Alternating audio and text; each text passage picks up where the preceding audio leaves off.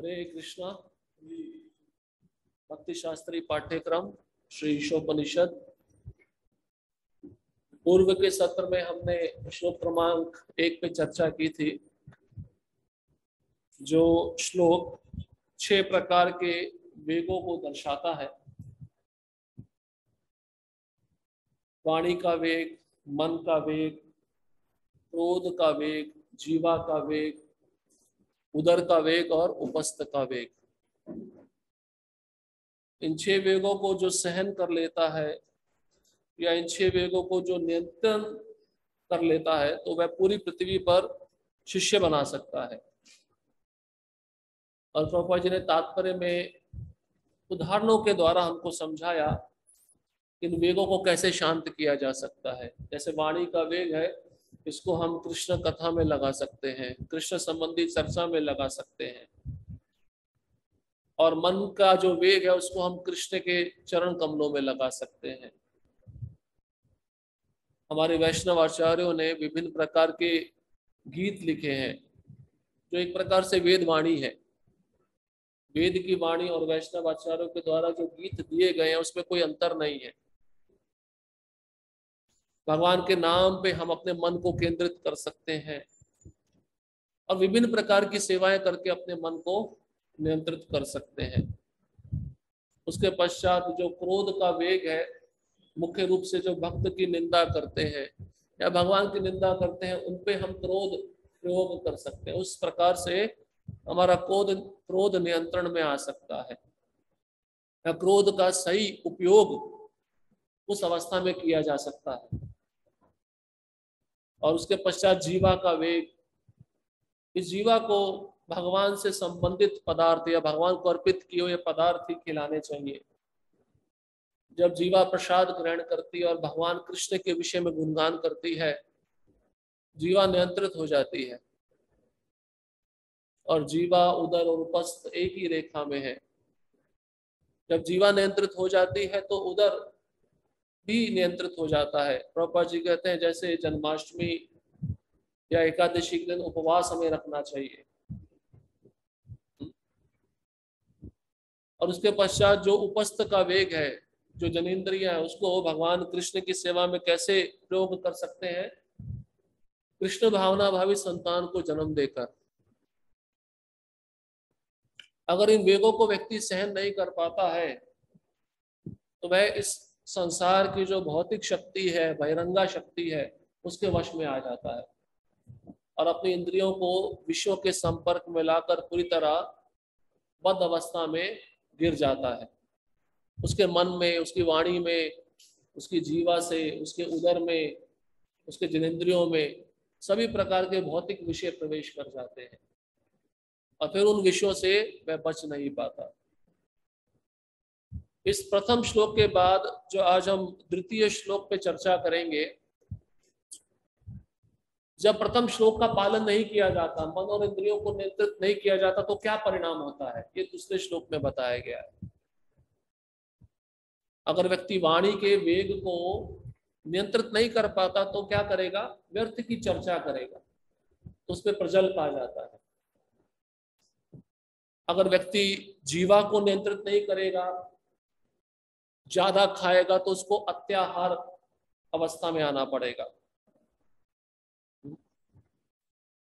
तो इस प्रकार से इन वेगों को नियंत्रित करना बहुत जरूरी है। और जब इन वेगों को नियंत्रित नहीं किया जाता तो क्या परिणाम होता है, वो आज हम चर्चा करेंगे। श्लोक क्रमांक 2, अत्याहार प्रयासश्च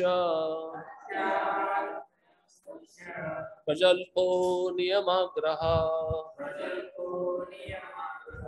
जनसंगश्च लौल्यश्च षड्भिर्भक्तिर्विनश्यति। अत्याहार प्रयासश्च प्रजल्पो नियमाग्रह जनसंगश्च लौल्यश्च षड्भिर्भक्तिर्विनश्यति। अत्याहार प्रयासश्च प्रजल्पो नियमाग्रह जनसंगश्च लौल्यश्च षड्भिर्भक्तिर्विनश्यति। शब्दार्थ: अति आहार, अधिक भोजन करना या अत्यधिक संग्रह करना। प्रयासः, अत्यधिक उद्यम। च, तथा।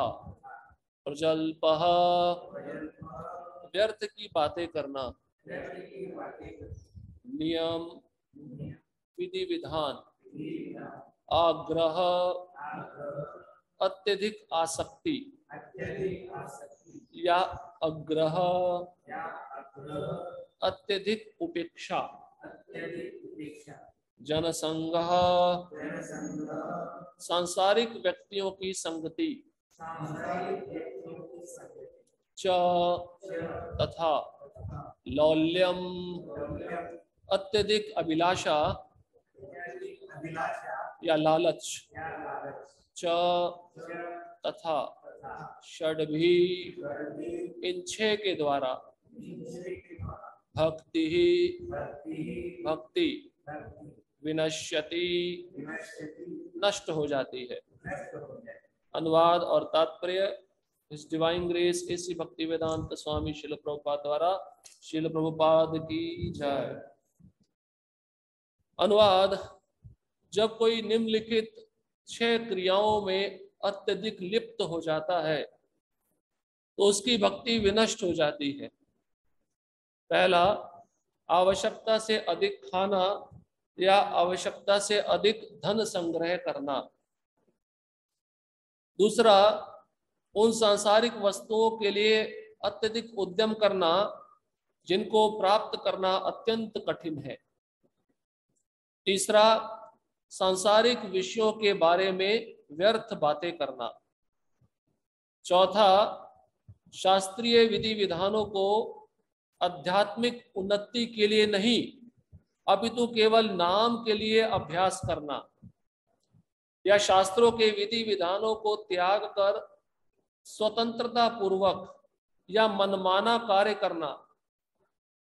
पांचवा, ऐसे सांसारिक व्यक्तियों की संगति करना जो कृष्ण भावनामृत में रुचि नहीं रखते। तथा छठा, सांसारिक उपलब्धियों के लिए लालच करना। तो ये दूसरा श्लोक जो है ऐसे 6 कार्यों को बता रहा है। जब व्यक्ति इन 6 कार्यों में अत्यधिक आसक्त हो जाता है, लिप्त हो जाता है, तो उसकी भक्ति नष्ट हो जाएगी। षड्भिर भक्तिर विनश्यति, विनश्यति मतलब नष्ट हो जाएगी। भक्ति में होगा तो भक्ति से दूर चला जाएगा। इसलिए भक्त को ये 6 प्रकार के कार्यों से बचना चाहिए, जितना हो सके इससे दूर रहना चाहिए। अब पहला है अत्या आहार या अति आहार। उसके 2 अर्थ श्रील रूप गोस्वामी दे रहे हैं। आवश्यकता से अधिक खाना या आवश्यकता से अधिक धन संग्रह करना। हमने पूर्व के श्लोक में भी चर्चा किया था, जब कोई अधिक आहार ग्रहण कर लेता है क्या परिणाम होता है? बीमारी हो सकती है या ज्यादा खाने से नींद आएगा। वो व्यक्ति ज्यादा आलस में बिताएगा, तमोगुण में चला जाएगा। और आहार का शब्द खाली ज्यादा खाना ही नहीं है। आहार का मतलब धन संग्रह भी ज्यादा नहीं होना चाहिए। जैसे हमारी 5 इंद्रियां हैं, हमें ऐसा लगता है कि हम जीवा से आहार ग्रहण करते हैं, भोजन करते हैं, पर हम कान से भी भोजन करते हैं, आंख से भी भोजन करते हैं, नासिका से भी भोजन करते हैं और त्वचा से भी भोजन करते हैं। कैसे? कान का आहार क्या है? शब्द। शब्द ही आप सुन रहे हो ना अपने कान में, तो कान का आहार है। कान में कोई चपाती तो आप नहीं डालोगे, कान का आहार शब्द है। ये कान भी अपना आहार ग्रहण कर रहा है। या तो दो प्रकार की ध्वनि है, भौतिक ध्वनि या आध्यात्मिक ध्वनि। अब भौतिक ध्वनि में सिनेमा संगीत आ जाता है संसार का, जिसको सुनकर कान दूषित हो जाते हैं, इंद्रियां दूषित हो जाती हैं। अब इस कान को महामंत्र सुनने में लगाओगे, हरि कथा सुनने में लगाओगे तो ये शुद्ध हो जाएगा। ये कान का आहार है शब्द। पूरा संसार इसी पे चल रहा है। कॉलेज हो गया, यूनिवर्सिटी हो गया, वहां पे कैसे शिक्षा दी जाती है? शब्द के द्वारा, शब्द ध्वनि के द्वारा। आंखों के लिए आहार क्या है? रूप, फॉर्म। अब इन आंखों से हम अगर कृष्ण संबंधित रूप को नहीं देख रहे तो हम भौतिक आहार ग्रहण कर रहे हैं इन आंखों के द्वारा। इंद्रियों के आहार है, इंद्रियों का भोजन है। इसलिए आंखों को केवल कृष्ण के विग्रह को देखने में लगाना चाहिए। और उत्तम अधिकारी इतना श्रेष्ठ होता है, वह अपनी आंखों का उपयोग संसार को देखने में तो करता है, पर संसार की प्रत्येक वस्तु को किससे संबंधित समझता है? कृष्ण से संबंधित समझता है। ये कृष्ण की शक्ति है। इसलिए वो अगर भौतिक रूप भी देखेगा तो दूषित नहीं होगा, क्योंकि उसकी चेतना शुद्ध है। इन आंखों के लिए आहार है रूप। और फिर नासिका के लिए आहार क्या है? सुगंध या गंध। हम सूंघ कर पहचान लेते हैं। अगर मान लीजिए आप एक स्थान पे बैठे हैं और हवा एक पुष्प का सुगंध लेकर आपके नासिका तक आई, तो आप सुगंध को प्राप्त करते हो। नासिका के लिए सुगंध जो है आहार है। और कभी कभार नासिका को दुर्गंध भी मिलती है, ज्ञान हो जाता है ये वस्तु अच्छी नहीं है।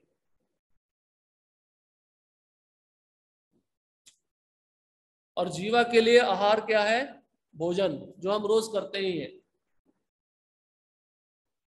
इस जीवा को हम संसार के विविध प्रकार के व्यंजनों में लगाते हैं। और त्वचा के लिए आहार क्या है? स्पर्श।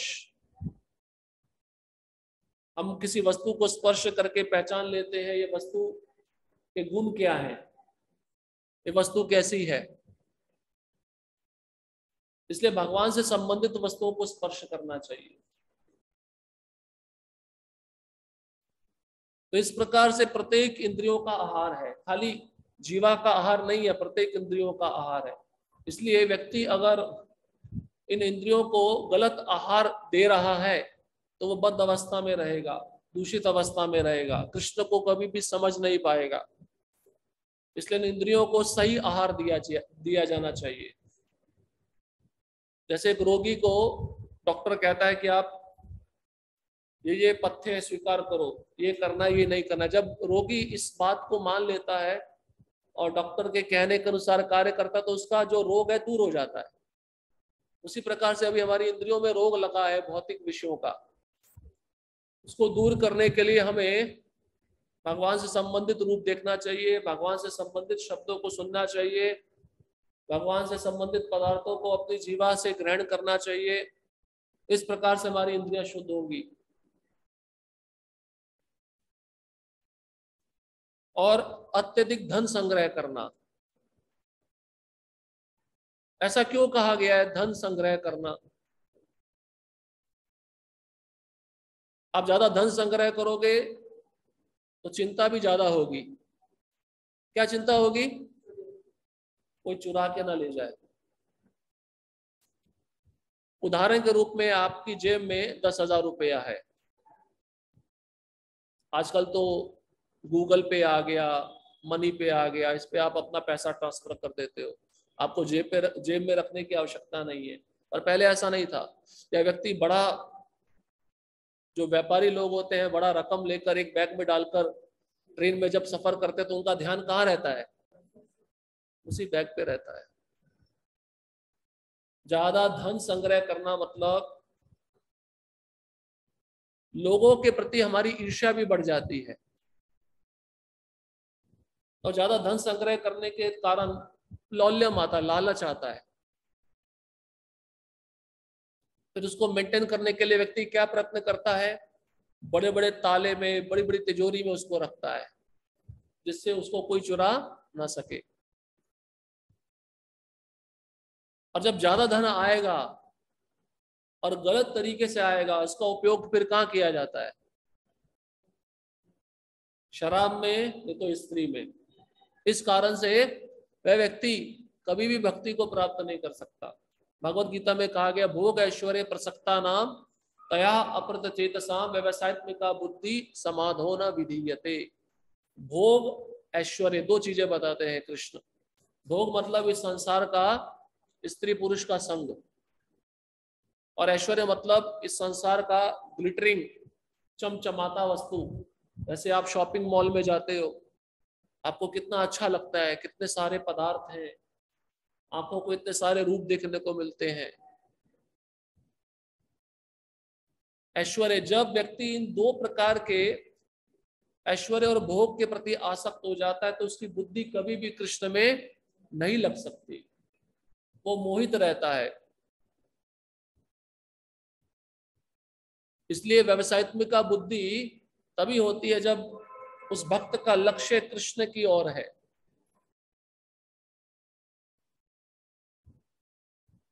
उसके पश्चात रूप गोस्वामी कहते हैं, प्रयासश्च। अब व्यक्ति के अंदर ज्यादा धन संग्रह कर लिया, ज्यादा खा रहा है, तो अब उसको भय रहता है कि वह वस्तु खत्म हो जाएगी, तो उसको पुनः प्राप्त करने के लिए वो अत्यधिक उद्यम करता है। कष्ट करता है, नहीं करता है? इसका उदाहरण क्या है? व्यक्ति एक दिन में कार्य कर रहा है 12 घंटा, लौल्यम लालच के कारण उसके मन में उसको एक प्रपोजल दिया गया, एक प्रस्ताव रखा गया, आप 4 घंटे और काम करोगे तो आपको अधिक पैसा मिलेगा। ऐसा वस्तु जो प्राप्त करना कठिन है, या तो व्यक्ति सोचता है मेरे समाज में मेरा नाम होना चाहिए, मेरी प्रतिष्ठा होनी चाहिए। अपने नाम और प्रतिष्ठा को ऊपर उठाने के लिए, दूसरों को नीचे गिराने के लिए वो अत्यधिक उद्यम करता है। जैसे उदाहरण है, छोटा सा घर है और बड़ा घर बनाना है। स्कूटर है, स्कूटर की बजाय मुझे गाड़ी लेना है। उसके लिए पॉसिबल नहीं है, संभव नहीं है, और ज्यादा मेहनत करके पैसा कमा के वो वस्तु खरीदेगा। इससे क्या होगा? समय नष्ट होगा, और जो समय कृष्ण भावनामृत के लिए बचना चाहिए वो नहीं बच पाएगा। इसलिए यहाँ पे प्रयास का अर्थ बताया अत्यधिक उद्यम, बहुत ज्यादा मेहनत। व्यक्ति उस वस्तु को प्राप्त करने के लिए कड़ी मेहनत करता है, कष्ट करता है। और उसके पश्चात प्रजल्पहा, जब वाणी के वेग को कोई नियंत्रित नहीं कर पाता तो प्रजल्प के स्तर पे आ जाता है। प्रजल्प का अर्थ है व्यर्थ की बातें करना। इसलिए हमने पहले श्लोक में पहला वेग का उल्लेख रूप गोस्वामी करते हैं, वाचो वेगम। वाचो वेगम का संबंध यहाँ पे प्रजल्प के साथ है। जब वाणी के वेग को नियंत्रित नहीं किया जाता तो व्यक्ति व्यर्थ की बातें करता है, और व्यर्थ की बातें करके वह अपने समय को नष्ट करता है। नियम आग्रह, इसके दो अर्थ बताए गए हैं, एक अग्रह और एक आग्रह।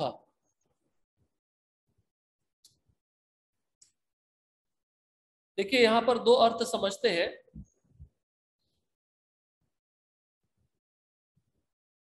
पहला है, शास्त्रीय विधि विधानों को आध्यात्मिक उन्नति के लिए नहीं अपितु केवल नाम के लिए अभ्यास करना, इसको कहते हैं अग्रह।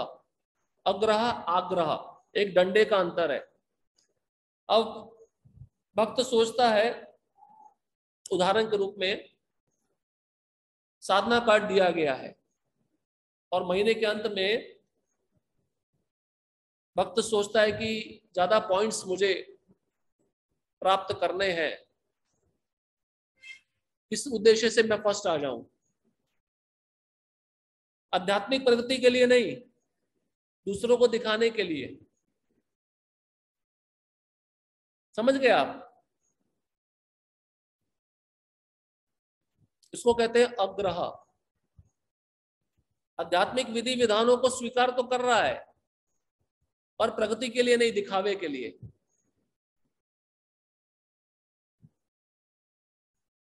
और दूसरा है आग्रह। आग्रह मतलब बिल्कुल भी विधि विधानों को नहीं मानना, अपने मनमाने ढंग से कार्य करना।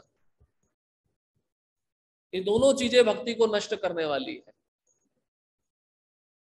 अगर भक्त ऐसा सोचेगा, जैसे मंदिरों में एक प्रथा, एक अटेंडेंस रजिस्टर रखा जाता है कि कौन सा भक्त मंगला आरती में आ रहा है, उसको अपना प्रेजेंट लगाना पड़ता है। तो महीने में 30 दिन होते हैं, 30 दिन प्रेजेंट लगाया जाता है, तो भक्त का नाम लिया जाता है, इसने एक भी मंगल आरती मिस नहीं किया। तो केवल नाम सुनने के लिए महीना भर मंगल आरती अटेंड करेगा, और चेतना उसकी वैसी की वैसी है। इसको कहते हैं नियम अग्रह। प्रगति के लिए नियम पालन नहीं, दिखावे के लिए कि मैं सबसे ज्यादा मंगला आरती मैं अटेंड करता हूं। फिर ये करने से क्या होगा, उसके मन में अहंकार बढ़ेगा, लाभ पूजा प्रतिष्ठा का भाव बढ़ेगा। तो ये भक्ति को पोषण करेगा या भक्ति को बर्बाद करेगा? भक्ति को बर्बाद कर देगा, क्योंकि अब विचार उसके मन में यही आ रहा है और बार बार उसी बीज को पानी दिया जा रहा है कि सबसे ज्यादा मंगला आरती मैं अटेंड करता हूं, सबसे अच्छी साधना मेरी है। इसको कहते हैं दिखावा। और दूसरा है बिल्कुल भी मंगला आरती आता ही नहीं है और अपने मनमाने ढंग से कार्य करता है, तो उसकी भी प्रगति नहीं होगी। इसके पश्चात जो मुख्य जड़ है, जनसंग। ऐसे लोगों की संगति जो भक्त नहीं है, उसको हम विस्तार पूर्वक चर्चा करेंगे। ये सारी समस्याओं का मूल जड़ है। इसको कहते हैं असत्संग या जनसंग। जन मतलब संसारी लोग। जब भक्त इनका ज्यादा संग करता है और साधना में दृढ़ नहीं है, नीति नियमों को पालन करने में दृढ़ नहीं है, तो माया देवी उसको उठा के अपने क्षेत्र में ले जाएगी। जनसंगा ये सब प्रॉब्लम का रूट कॉज है, सब समस्याओं का जड़ यही है। इसलिए चैतन्य महाप्रभु क्या कहते हैं, असत्संग त्याग यही वैष्णव आचार।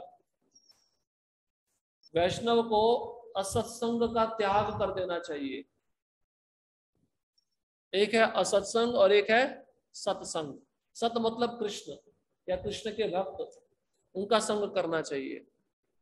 और असत्संग मतलब इस संसार के लोगों का संग, जिसमें मायावादी भी आते हैं, धर्मध्वजी भी आते हैं, योगी भी आते हैं, ज्ञानी भी आते हैं, स्त्री संगी भी आते हैं, ये सब आ जाते हैं। इसको हम आगे चर्चा करेंगे। और लौल्यम। लौल्यम मतलब अत्यधिक अभिलाषा या लालच।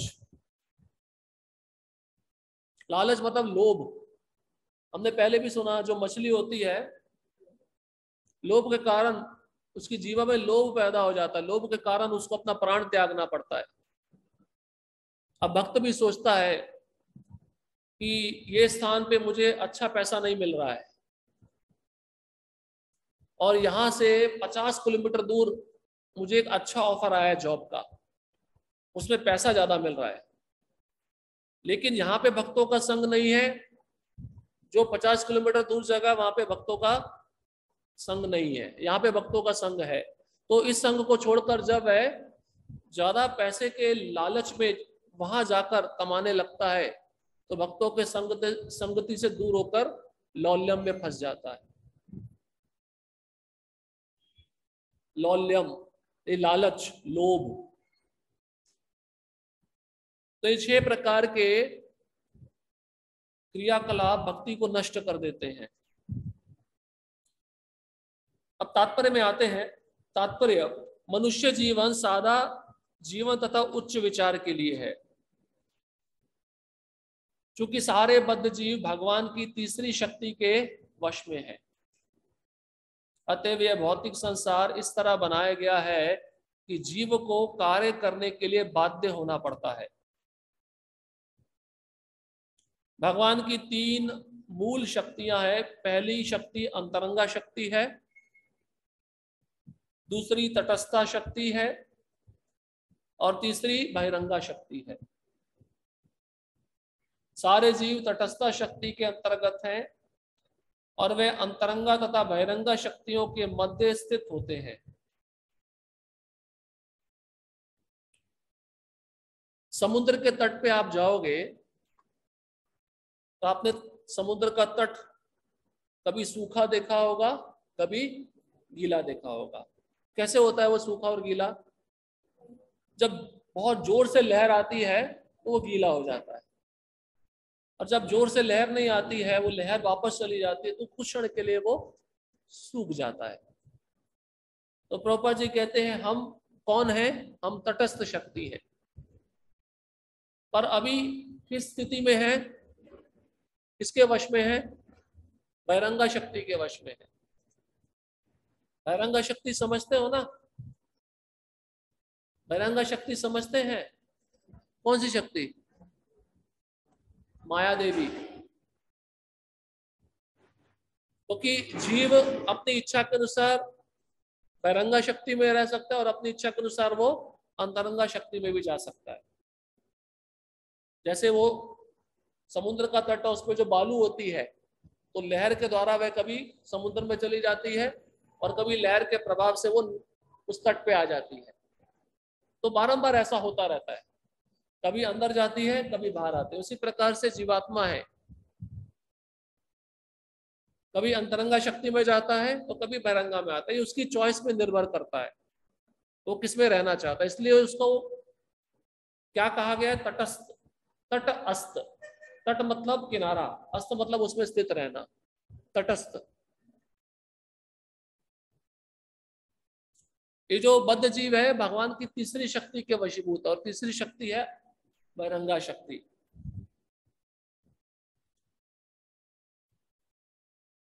सारे जीव तटस्थ शक्ति के अंतर्गत हैं और वे अंतरंगा तथा बहिरंगा शक्तियों के मध्य स्थित होते हैं।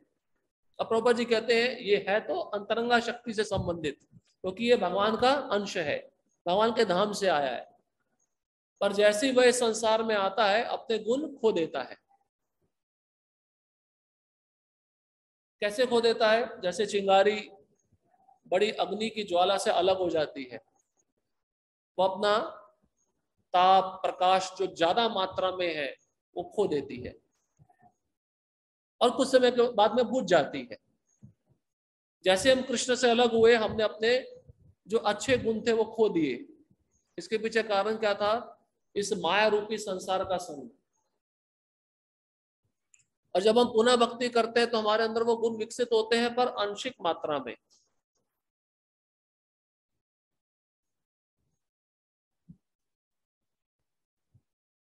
इसलिए कभी जीवात्मा भौतिक जगत में रहता है और भगवान के नीति नियमों को पालन करता है, विधि विधानों को स्वीकार करता है, तो वैकुंठ चला जाता है।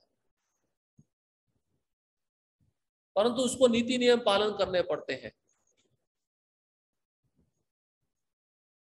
और ये जो शरीर मिलता है, क्यों मिलता है जीव को? भौतिक इच्छा को पूरा करने के लिए शरीर दिया जाता है। उस भौतिक इच्छा को जब हम अपने सूक्ष्म शरीर में रखते हैं तो उससे एक नए शरीर का निर्माण होता है। जैसे एक उदाहरण बताया गया है, ये संसार एक जेल है और इस संसार में एक राज्य के अंदर भी जेल रहता है। तो उस जेल में और इस जेल में कोई अंतर नहीं है, 5 चीजें कॉमन रहती हैं। अब जैसे मान लीजिए कोई व्यक्ति अपराध करके उस जेल में गया, तो जेल की जो अथॉरिटी है उसको सब फैसिलिटी देती है, उसको सब सुविधा देती है। सोने के लिए मैट दे देगी, उसको मच्छर काटेगा तो कंबल दे देगी, उसको पानी पिला देगी, पानी का व्यवस्था कर देगी, है या नहीं है? या बीमार हो जाता है तो उसके लिए कुछ डॉक्टर की व्यवस्था भी रहती है जेल में उस कैदी के लिए। उसी प्रकार से प्रकृति ने हमारे लिए यहाँ पे सुविधा की है जो बड़ा जेल है। पानी की व्यवस्था है या नहीं है? पानी कहाँ से आता है? पानी वर्षा से आता है, नदी में तो पानी रहता ही रहता है। बीमार पड़ जाते हो उसकी भी व्यवस्था है, जड़ी बूटियां आयुर्वेद में, अभी तो उसको कोई मानता नहीं है, सब डॉक्टर के पास जाते हैं, वो व्यवस्था भी है, उसका अच्छे से जानकारी होना चाहिए। इसलिए औषधियों के जो भगवान है वो धन्वंतरी कहलाते हैं। ठीक है। अब जो जेल का अथॉरिटी है कभी भी उस कैदी से सारी सुख सुविधा वापस ले सकता है, उसके हाथ में पावर रहता है। उसी प्रकार से जीवित ये जो जीव इस संसार में आया अगर अगर गलत कार्य करता है तो माया रूपी प्रकृति उससे सारी वस्तुएं छीन भी सकती है। ये पहला नियम कॉमन हो गया। दूसरा क्या है, जब जेल में व्यक्ति रहता है तो अपने सगे संबंधियों से, अगर अपने सगे संबंधियों के साथ में रहता है या उनसे अलग रहता है? हाँ, अलग रहता है ना। उसी प्रकार से हमारे सगे संबंधी कौन है? हमारे सगे संबंधी कृष्ण लोक में है, उनको छोड़ के हम आ गए इधर, उनसे अलग रह रहे हैं। ये दूसरा कॉमन है दोनों में, दोनों जेल में। ठीक है। तीसरा बताते हैं, जेल में उसी व्यक्ति को रखा जाता है जो झगड़ालू होता है। यहाँ पे भी हम रह रहे हैं तो झगड़ा ही कर रहे हैं ना दूसरों के साथ, ईर्ष्या द्वेष काम क्रोध, इसलिए हमको यहाँ पे रखा गया है। ये तीसरा नियम कॉमन है। चौथा है नो फ्रीडम, कोई स्वतंत्रता नहीं है। उस कैदी को उस चार दीवारी में रहना पड़ता है।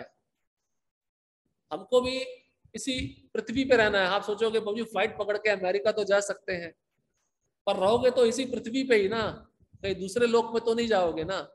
कोई स्वतंत्र नहीं है। ठीक है ना। और पांचवा है, जेल में जो व्यक्ति रहता है उसको 6 से 8 घंटा काम करना पड़ता है, खाली नहीं बिठाया जाता उसको।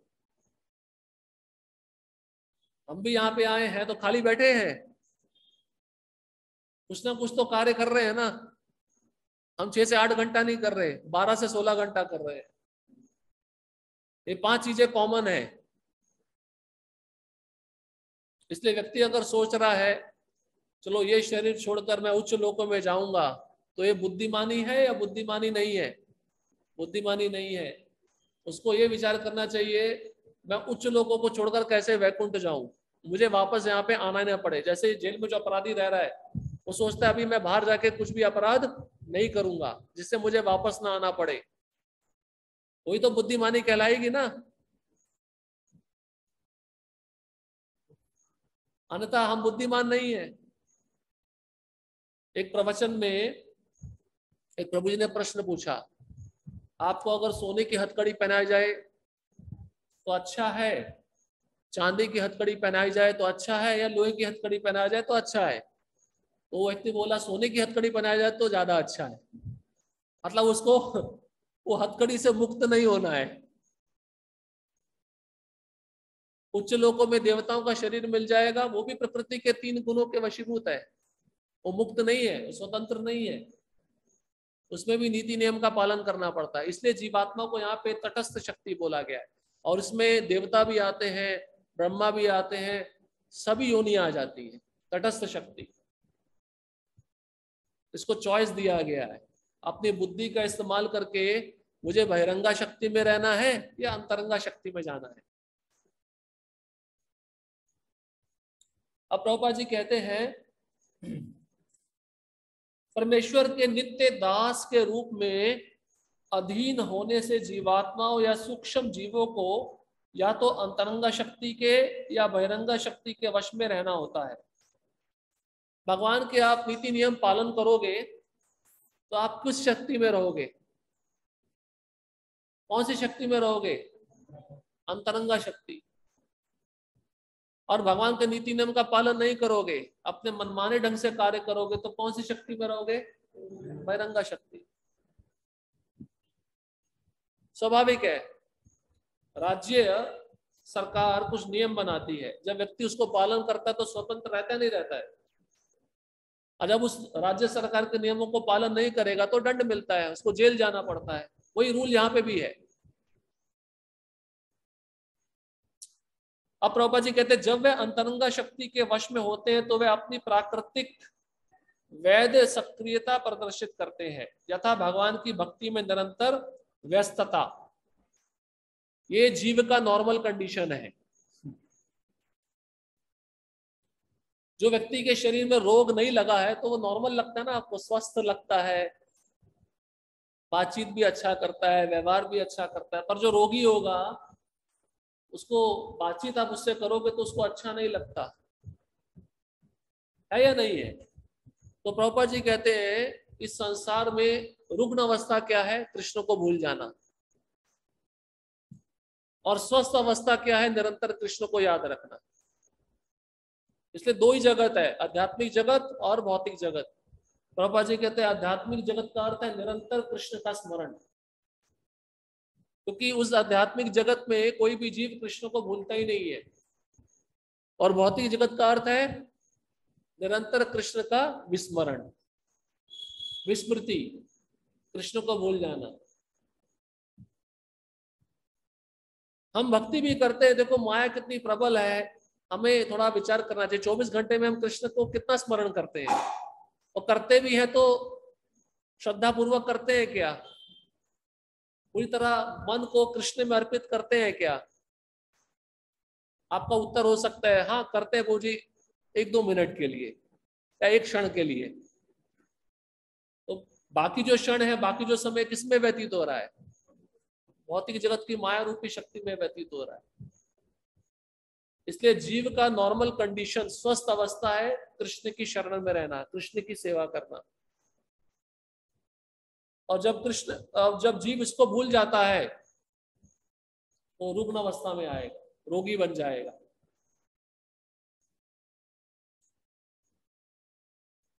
इसे भगवत गीता के 9वें अध्याय के 13वें श्लोक में बताया गया, महात्मानस्तु माम पार्था दैवीं प्रकृतिम आश्रिता भजन्ते अनन्य मनसो ज्ञात्वा भूतादि मव्ययम।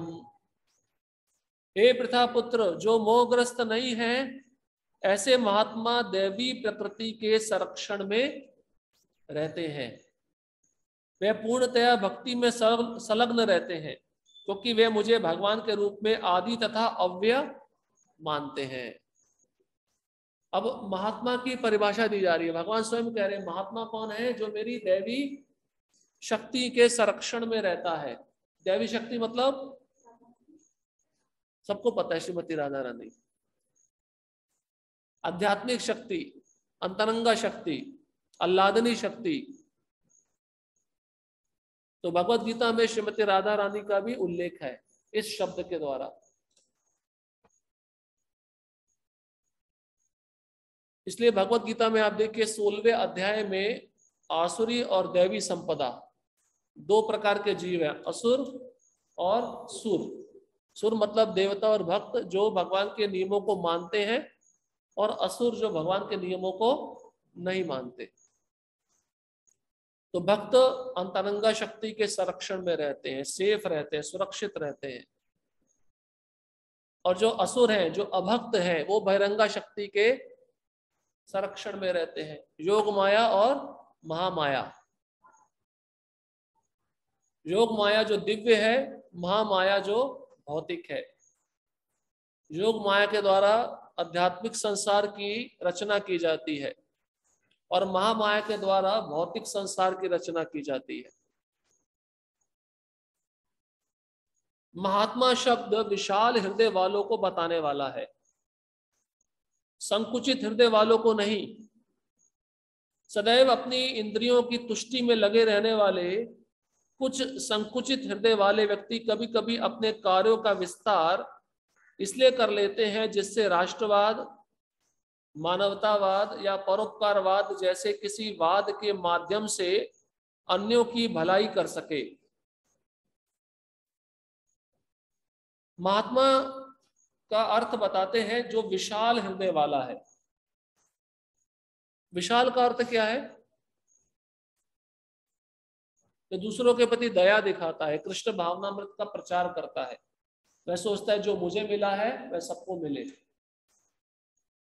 और अपने कष्टों को सहन करता हुआ, अपने पूर्व जन्मों के कर्मों के फल को सहन करता हुआ वह प्रयास करता है अन्य जीवों को कृष्ण भावनामृत प्रदान करने का।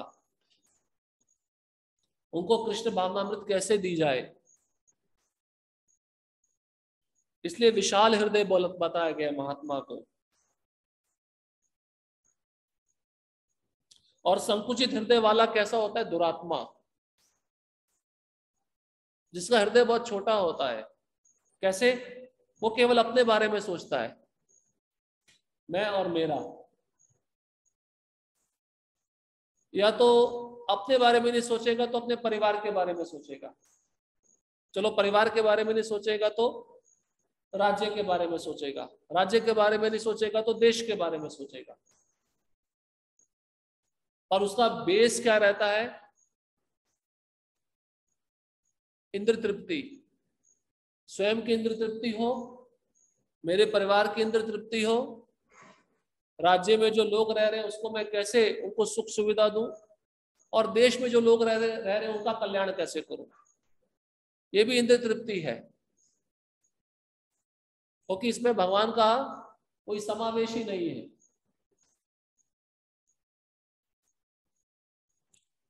इसलिए प्रभुपाद जी यहाँ पे वाद शब्द लगाए। वाद कौन कौन से वाद है? राष्ट्रवाद, समझ गए? राष्ट्रवाद जो देश के बारे में सोचता है। देश के बारे में कौन सोचते हैं? राजकारण लोग, मंत्री लोग। उसके बाद में मानवतावाद, जो समाज के बारे में, मानवता के बारे में सोचते हैं। इनको चलो भूखे हैं खाना दे देते हैं, इनके पास वस्त्र नहीं है इनको वस्त्र दे देते हैं। और परोपकारवाद, दूसरों का कल्याण करना, इसमें आध्यात्मिकता का कोई समावेश नहीं है। क्योंकि प्रभुपाद जी देखिए कह दिए, वे अन्य लोगों की इंद्र तृप्ति के लिए यथा अपने परिवार के सदस्य, जाति या फिर राष्ट्रीय या अंतरराष्ट्रीय समाज की तृप्ति के लिए निजी इंद्र तृप्ति का परित्याग कर सकते हैं। अपनी इंद्र तृप्ति छोड़कर दूसरे की इंद्र तृप्ति को तरफ ध्यान देना है या नहीं है? कई ऐसे नेता हैं जो बहुत ईमानदार हैं, तो ये सोचते हैं देश का कल्याण कैसे हो, देश कैसे आगे बढ़े। हम भी उसमें बहुत रुचि दिखाते हैं, नहीं दिखानी चाहिए, क्योंकि उसका कोई संबंध कृष्ण के साथ नहीं है। प्रभुपाद जी कहते हैं इसको कहते हैं विस्तीर्ण इंद्र तृप्ति, इंग्लिश में एक्सटेंडेड सेंस ग्रेटिफिकेशन। भाई अपने शरीर को छोड़कर अन्यों के बारे में सोचना तो विस्तीर्ण हो गया, नहीं हो गया? वो इंद्र तृप्ति फैल गई, तो वो दूसरों को इंद्र तृप्ति में लगाना चाहता है, उनकी इंद्र तृप्ति को पूर्ण करना चाहता है। अब प्रभुपाद जी कहते हैं जो व्यक्तिगत से जातिगत और जातिगत से सभा जगत हो सकती है, बढ़ रही है ना इंद्र तृप्ति। पहले स्वयं की थी, उसको व्यक्तिगत कहा गया, पर्सनल। फिर जातिगत हुई, चलो मैं अपनी जाति, अपने कास्ट के लोगों का कल्याण करता हूं। तो कई लोग क्या करते हैं, सम ऊंचे पद पे होते हैं तो अपनी जाति के लोगों को ज्यादा भर्ती करते हैं, तो ये जातिगत इंद्र तृप्ति है। और फिर सभा जगत इंद्र तृप्ति कैसी होती है? पूरे राष्ट्र या राज्य का कल्याण करना। हाँ, इनके लिए शौचालय बनवा देना, इसके लिए ये योजना बनाना जिससे इनको सुविधा प्राप्त हो, इसको कहते हैं विस्तीर्ण इंद्र तृप्ति, एक्सटेंडेड सेंस ग्रेटिफिकेशन। या तो व्यक्ति अपने बारे में सोचेगा या अन्यों के बारे में सोचेगा। प्रभुपाद जी कहते हैं ये सब भौतिक दृष्टि से भले ही बहुत अच्छा हो, लेकिन ऐसे कार्यों का कोई आध्यात्मिक महत्व नहीं है। हम सोचते हैं ना, देखो देखो मोदी जी कितना अच्छा कर रहे हैं, सबको गैस सिलेंडर दे रहे हैं, सबको योजनाएं दे रहे हैं, पर वहां पे कहीं कृष्ण का समावेश है क्या? नहीं है। ऐसे कार्य का आधार इंद्रिय तृप्ति है। प्रभुपाद जी अभी स्पष्ट कह दिए, ये जो कार्य किए जाते हैं समाज के लिए, देश के लिए, राज्य के लिए, इनका आधार क्या है? इंद्रिय तृप्ति। क्यों? क्योंकि वो नेता सोचता है अगर मैं अच्छा काम करूंगा तो लोग मुझे, इलेक्शन का समय आएगा तो लोग मुझे क्या करेंगे? वोट देंगे, मेरी सरकार फिर आएगी। तो इंद्रिय तृप्ति हुई या नहीं हुई? ये इंद्रिय तृप्ति का आधार है। जो चाहे व्यक्तिगत हो या विस्तीर्ण, लेकिन परमेश्वर की इंद्रियों की तृप्ति करके ही मनुष्य महात्मा या विशाल हृदय कहला सकता है। ऋषिकेन ऋषिकेश सेवनम भक्तिर उच्यते। जो इंद्रियों के स्वामी है ऋषिकेश, उनकी सेवा करके ही हमारी इंद्रियों को संतुष्टि मिल सकती है, और वही महात्मा है। श्रील प्रभुपाद जी को महात्मा कहा जाएगा। देखो, उन्होंने अपना ही कल्याण नहीं किया। नेता लोग दूसरों की भौतिक इंद्रिय तृप्ति के बारे में सोचते हैं, लेकिन प्रभुपाद जी ने दूसरों का आध्यात्मिक कल्याण किया, दूसरों को भक्ति प्रदान की। इसलिए प्रभुपाद जी वृद्ध अवस्था में कहाँ गए थे? अमेरिका गए, विदेश गए, अपनी परवाह ना करते हुए। ये होता है महात्मा, जो अपने जीवन को खतरे में डालकर दूसरे के कल्याण के लिए सोचता है। रशिया में जब शुरुआत में प्रचार शुरू हुआ, उस समय रशिया एक कम्युनिस्ट कंट्री थी। वहां पे विग्रह की आराधना, ये भक्ति, इसको प्रोत्साहन नहीं दिया जाता था। और उस रशियन सरकार ने बहुत सारे जासूस छोड़ रखे थे, और भक्तगण अपना नकली पासपोर्ट बना के रशिया में प्रवेश करते थे। आप सोचो, अगर कोई व्यक्ति नकली पासपोर्ट के द्वारा पकड़ा गया, कम से कम उसको 15 से 20 साल की जेल है और बाहर नहीं आ सकता। भक्तगण भगवान की भगवत गीता का प्रचार करने के लिए नकली पासपोर्ट बना के उस देश में घुसते थे, और वो जो सरकार थी उनको थोड़ा डाउट हो जाता था, संशय हो जाता था कि ये बाहर के लोग हैं, ये हम पे कुछ जासूसी करने आए हैं, इसलिए उन पे नजर रखी जाती थी। तो रात में भक्त क्या करते थे, ये सॉल्टेड ब्रेड नाम का पुस्तक है, सब उसमें वर्णन है। भक्त रात में क्या करते थे, जिस होटल में रूम लिया है उसमें कमरा में रात को सोना है तो कैसे दिखाएंगे? पिलो लगा दी, उस पर कपड़ा ढक दिया जिससे व्यक्ति सो रहा है, और खिड़की से कूदकर सब भक्तों को इकट्ठा करके एक ऐसे स्थान पे जो एकांत है, जंगल है, वहां पे जाके कीर्तन करना, प्रवचन देना। अब भगवत गीता कैसे छापी जाए? तो रातों रात एक किराए का घर लिया, उसमें होल किया। मशीन तो अंदर घुस नहीं सकती दरवाजे के द्वारा, दीवार तोड़ के उसमें से मशीन घुसाकर रातों रात उसको प्लास्टर करके बंद कमरे में भगवत गीता को छापकर वितरण करना।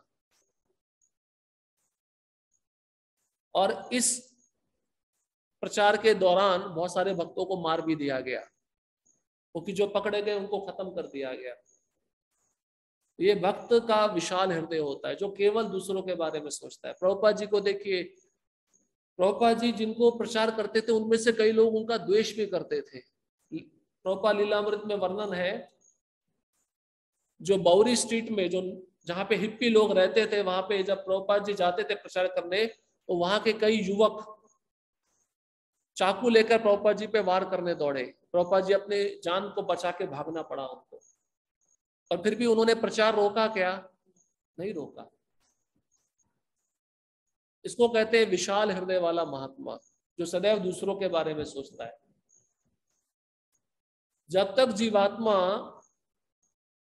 दूसरे की समस्याओं का हल भौतिक स्तर पे करेगा,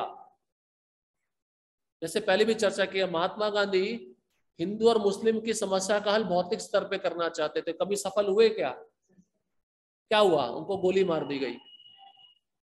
भौतिक समस्या का हल आध्यात्मिक स्तर पे ही हो सकता है, क्योंकि आध्यात्मिक स्तर पे दोनों जीवात्मा है, और भौतिक स्तर पे देखोगे तो दोनों का धर्म अलग अलग है, दोनों के नीति नियम अलग अलग हैं, इसलिए तालमेल नहीं बैठता। प्रभुपाद जी ने इसलिए चाहे काला हो चाहे गोरा हो, चाहे भारतीय हो चाहे विदेशी हो, संसार के प्रत्येक देश में उन्होंने प्रचार किया और सबको एक छत्र के नीचे लाकर महात्मा का एक आदर्श प्रस्तुत किया। इसको कहते हैं विशाल हृदय वाला, जो अपनी परवाह ना करते हुए केवल दूसरों के बारे में सोचता है। तो जो अवस्था थी प्रभुपाद जी की, वृद्ध अवस्था, उस समय सब रिटायर्ड हो जाते हैं, सब आनंद लेना चाहते हैं। प्रभुपाद जी जलदूत में बैठकर गए, 2 बार उनको हार्ट अटैक आया। प्रभुपाद जी ने लिखा है वहां पे, अगर तीसरी बार ये हार्ट अटैक आया तो निश्चित मेरी मृत्यु हो जाती, पर कृष्ण ने आकर उस जलदूत नाम के जहाज को संभाल लिया, और वो जहाज इतनी सुगमता से आसानी से चलने लगा, नहीं तो वो जहाज उस समुद्र में, एंटार्क्टिक ओशन में एक माचिस की डिब्बी होती है वैसे तैर रहा था, ऐसा लगता था। समुद्र की लहरें कितनी बड़ी बड़ी होती हैं और जहाज को एक क्षण में डुबो सकती हैं। भगवत गीता से उद्धृत उपयुक्त श्लोक में दैवीम प्रकृतिम शब्द भगवान की अंतरंगा शक्ति या आह्लादनी शक्ति के नियंत्रण को बताते हैं। यह आह्लादनी शक्ति श्रीमती राधा रानी के रूप में या उनके अंश लक्ष्मी के रूप में प्रकट होती है। जब जीवात्माएं अंतरंगा शक्ति के नियंत्रण में होती हैं तो उनकी एकमात्र व्यस्तता कृष्ण या विष्णु की तुष्टि होती है। यही हाल महात्मा का है। यदि कोई महात्मा नहीं होता तो वह दुरात्मा या संकुचित हृदय वाला होता है। ऐसे मानसिक रूप से पंगु दुरात्माओं को भगवान की बहिरंगा शक्ति महामाया के नियंत्रण में रखा जाता है। अब प्रभुपाद जी उसी को एक्सप्लेन कर रहे हैं, महात्मा और दुरात्मा के लक्षण। महात्मा होता है विशाल हृदय वाला, दुरात्मा होता है संकुचित हृदय वाला। और महात्मा अंतरंगा शक्ति के नियंत्रण में रहता है और दुरात्मा बहिरंगा शक्ति के नियंत्रण में रहता है। अंतरंगा शक्ति कौन कौन सी है? श्रीमती राधा रानी या उनके अंश लक्ष्मी, सीता, लक्ष्मी, राधा रानी, ये सब अंतरंगा शक्तियां हैं। और बहिरंगा शक्ति क्या है? दुर्गा।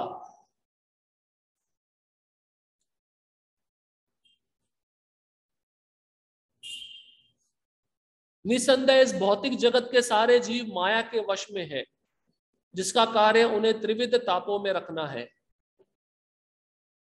हम सब किसके संरक्षण में है? बहिरंगा शक्ति के संरक्षण में है। इसलिए बहिरंगा शक्ति क्या कर रही है? प्रभुपाद जी कहते हैं उसके 10 हाथ हैं। 10 हाथ मतलब 10 दिशाएं, 8 दिशाएं और ऊपर और नीचे 10 दिशाएं हो गई। 10 दिशाओं में अस्त्र है। और प्रभुपाद जी कहते हैं वो ट्राइडेंट, त्रिशूल दिखाकर हमारी ओर दिखा, ऐसा बताना चाह रही है तुम कृष्ण की सेवा करो। नहीं करोगे तो 3 तापों को तुम्हें सहन करना पड़ेगा। त्रिताप। कौन कौन से ताप है? अब प्रभुपाद जी कहते हैं ये है अधिदैविक क्लेश, देवताओं के द्वारा उत्पन्न क्लेश, यथा सूखा, भूचाल तथा तूफान। अधिदैविक क्लेश बीच बीच में होते रहते हैं ना, सुनामी, भूकंप, बाढ़, सूखा, ये सब अधिदैविक क्लेश है। ये किसके द्वारा दिए जाते हैं? दुर्गा देवी के द्वारा दिए जाते हैं। क्यों दिए जाते हैं? क्योंकि जीव भगवान के नियमों को तोड़ रहे हैं, भगवान के नियमों को पालन नहीं कर रहे।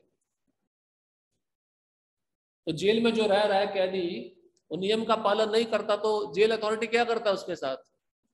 उसको और कड़क कर देता है नियम उसके लिए। दूसरा ताप है आदि भौतिक क्लेश, अन्य प्राणियों द्वारा उत्पन्न क्लेश, यथा कीड़ों या शत्रुओं द्वारा उत्पन्न। बाबा जी कहते हैं रात में सो जाते हो तो मच्छर काटता है ना, ये आदि भौतिक क्लेश है।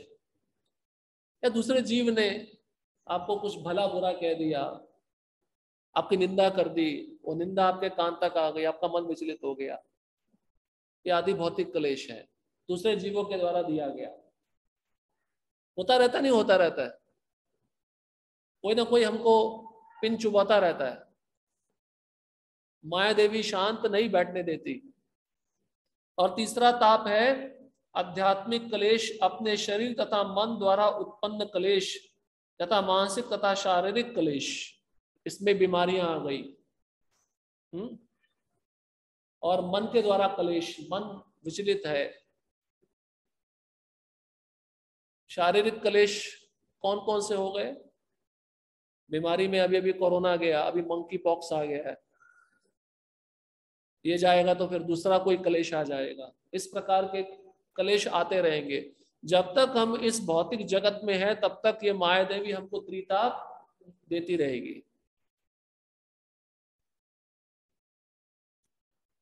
देव भूतात्म हेतवः, बद्ध जीव बहिरंगा शक्ति के नियंत्रण द्वारा इन तीनों क्लेशों से पीड़ित बद्ध जीव अनेक कठिनाइयां उठाते हैं।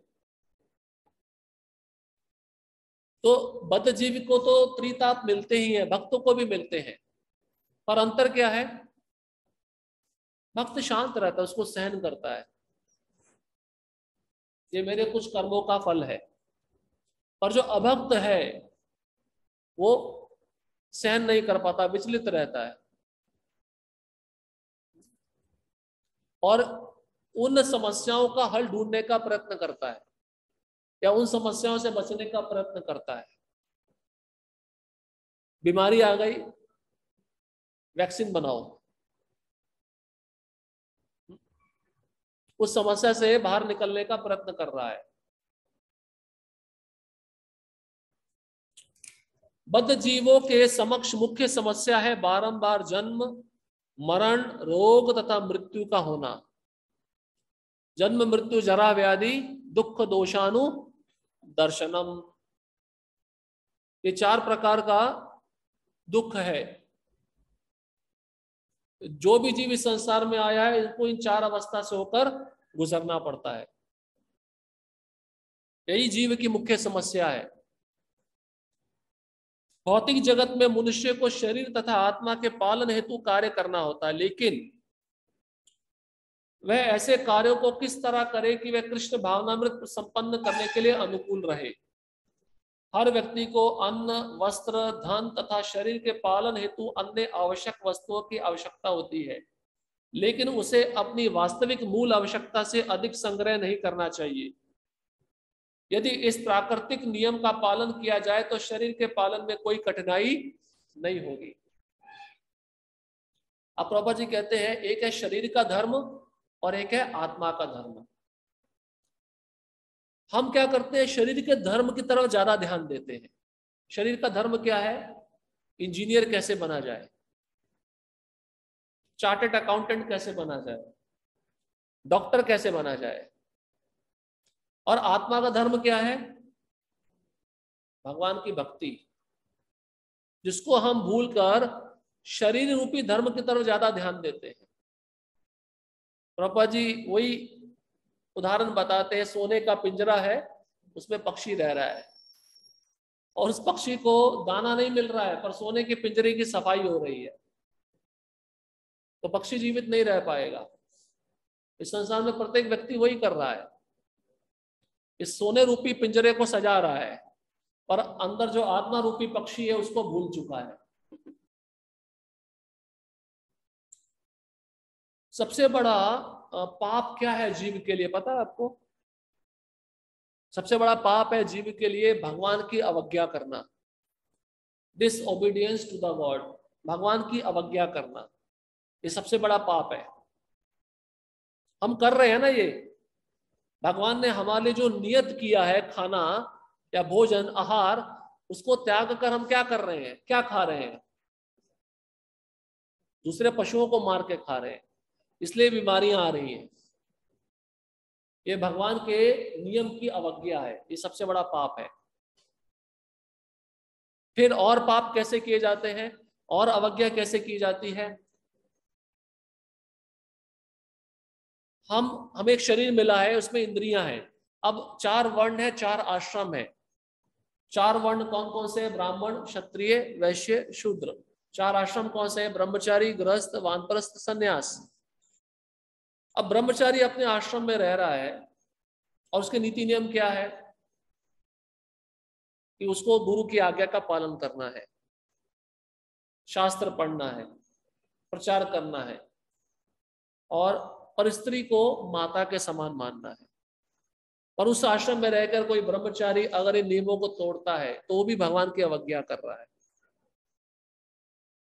गृहस्थ, उसको एक पत्नी दी गई है, अपनी पत्नी को छोड़कर अन्य स्त्री पे दृष्टि डाल रहा है, भगवान की अवज्ञा कर रहा है। इस प्रकार से ये पाप कर्म में फंसकर जीव अपने जन्म मृत्यु के चक्र को बढ़ा लेता है। ये सबसे बड़ा पाप है जीव का, भगवान के आदेशों की अवज्ञा करना। अब प्रभुपाद जी यही कह रहे हैं कि शरीर को बनाए रखने के लिए कुछ ना कुछ तो कार्य करना पड़ेगा, लेकिन साथ ही साथ कृष्ण भावनामृत कार्य भी होना चाहिए। व्यक्ति अपने शरीर के पालन के लिए भी समय निकाले और कृष्ण भावनामृत भक्ति के लिए भी समय निकाले। ये दोनों कैसे हो सकता है? जब हम दोनों को बैलेंस करेंगे। अभी हमारी अवस्था क्या है? हम शरीर की तरफ ज्यादा ध्यान देते हैं तो उसकी आवश्यकता की पूर्ति हमें ज्यादा करनी पड़ती है। इसलिए बताया गया है जितना उसको मिल जाए उससे संतुष्ट रहना चाहिए, इससे लालच नहीं बढ़ेगा।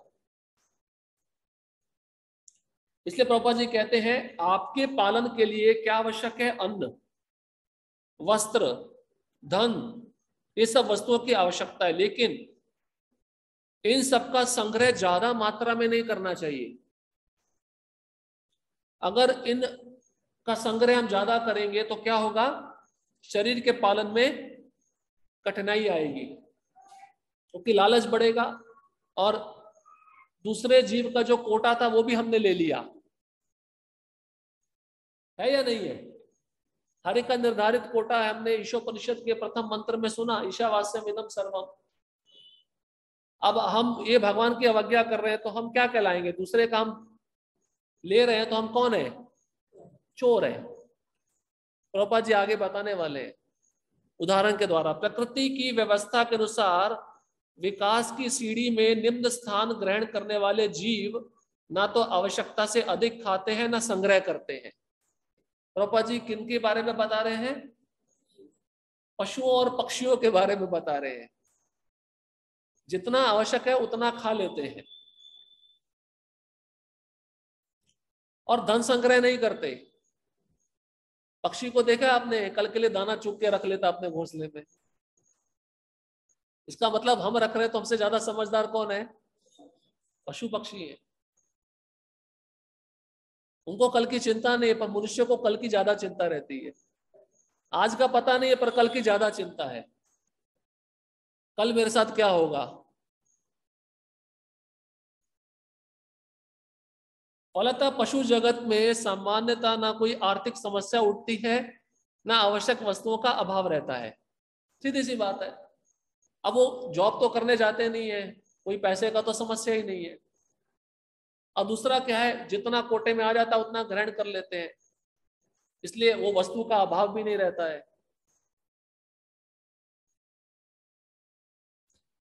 आप प्रभुपाद जी उदाहरण बता रहे, यदि किसी सार्वजनिक स्थान पर एक बोरा चावल रख दिया जाए तो चिड़िया आकर कुछ दाने चुगेगी और चली जाएगी, लेकिन मनुष्य तो पूरा बोरा उठा ले जाएगा, क्योंकि उसको चिंता है अगर मैंने नहीं उठाया तो कल मिलेगा, मुझे मिलेगा या नहीं मिलेगा। उसके पेट में जितना आएगा खाएगा और जो बचेगा उसे भंडार में रख देगा। शास्त्रों के अनुसार इस प्रकार से अधिक का यह संग्रह अत्याहार वर्जित है। इस समय सारा विश्व इसी के कारण कष्ट उठा रहा है। अत्याहार के बारे में प्रभुपाद जी बताए, इसी के कारण संसार कष्ट उठा रहा है। क्योंकि हर एक व्यक्ति दूसरे व्यक्ति का कोटा अपने पास में रख रहा है। अब इसका और भी उदाहरण है अत्याहार का। एक भक्त है, मंदिर में रह रहा है, उसके पास में एक जूट बॉक्स है या MP3 प्लेयर है, इसमें लेक्चर रिकॉर्ड हो जाते हैं। ज्यादा GB का होगा तो ज्यादा लेक्चर रिकॉर्ड हो जाएंगे, कम GB का होगा तो कम लेक्चर रिकॉर्ड होंगे। अब मान लो 64 GB का जूट बॉक्स है तो उसमें कम से कम 2 से 3 हजार लेक्चर रिकॉर्ड हो जाते हैं। उसने वो जूट बॉक्स सारे लेक्चरों से भर लिया, पर एक भी लेक्चर सुना नहीं है।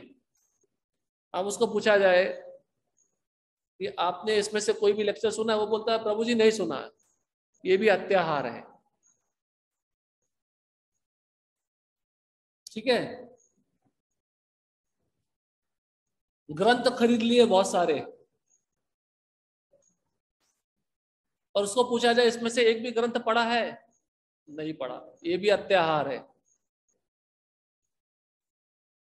एक बार गिरिराज महाराज बता रहे थे, जब वह ब्रह्मचारी थे तो विदेश में प्रचार कर रहे थे। प्रचार करते करते एक परिवार ने उनको बुलाया, और उस दिन उस परिवार में जो माता पिता थे और उनकी बेटी थी, उस बेटी का जन्मदिन था। तो माता पिता ने हर जन्मदिन पे अपने बेटी को एक ड्रेस, एक पोशाक प्रदान करते थे। वो बहुत खुश हो जाती थी। ऐसे करते करते उसने 250 ड्रेस इकट्ठी करके रखी थी। अब इस बार माता पिता ने कहा कि इस बार हम आपको पोशाक नहीं देंगे, तो रोने लग गई।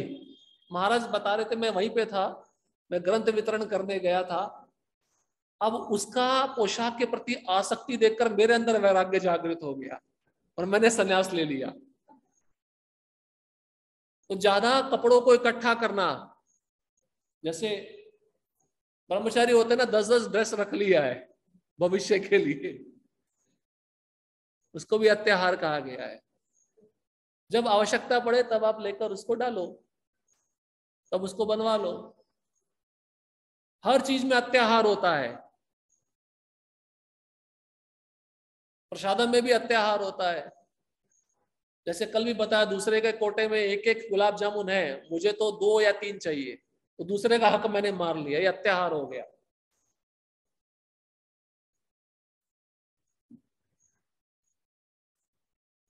तो प्रभा जी कहते हैं इसके कारण व्यक्ति को कष्ट उठाना पड़ेगा। ज्यादा संग्रह करने से उसको मेंटेन करने में भी तो चिंता लगेगी ना। ज्यादा धन संग्रह नहीं करना चाहिए, ज्यादा अत्याहार नहीं करना चाहिए। ये अत्याहार खाली खाने और धन संग्रह से संबंधित नहीं है, हर एक वस्तु से संबंधित है। बड़े बड़े नेता, दक्षिण भारत में एक नेता थी, अभी नहीं रही, कम से कम उसके पास जो पांव में पहनने वाले जोड़े हैं 500 तक थे।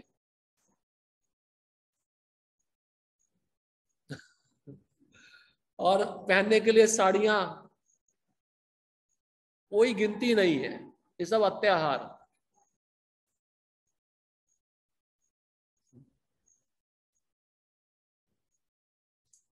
तो इस प्रकार से व्यक्ति इस अवस्था में जी रहा है। ग्रस्त लोग अत्याहार कर सकते हैं, परंतु ज्यादा नहीं होना चाहिए।